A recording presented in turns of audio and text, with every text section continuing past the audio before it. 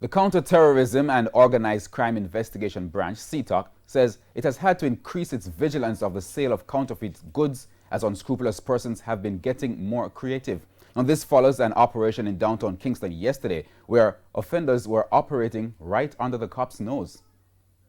Thursday morning's operation on East Queen Street in downtown Kingston yielded the usual items, knockoff versions of clothes and shoes from popular brands.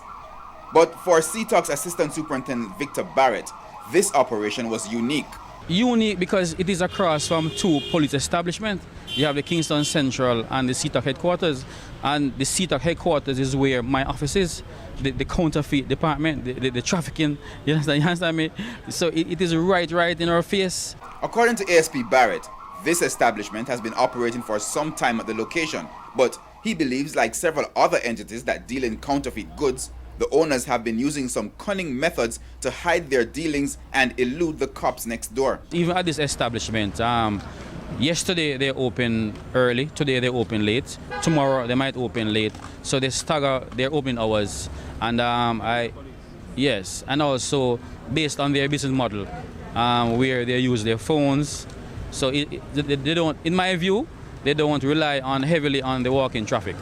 They use the phone to conduct the business. Since the start of the year, CTOC has arrested several persons for the offense through a number of operations. Over $200 million of counterfeit goods have been seized.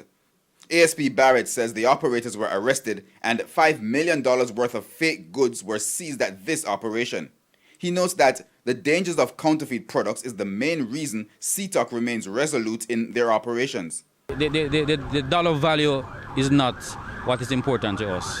It's the fact that we value our citizens and we have a job to do and we are enforcing the law.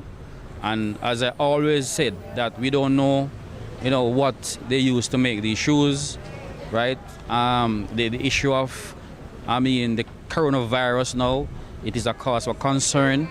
So we all have to open our eyes and be sure that you buy the branded product. As for the brazen attempt to carry out their illicit trade next door to the police, it is telling us that these individuals, they don't care, for one, and two, they probably have no respect for the law, and they feel as if they can just sell their wares just about anywhere and get away with it. But I can tell you, even if it is one pair of shoe, once you use that trademark without the authorization of the brand owner, it becomes a breach.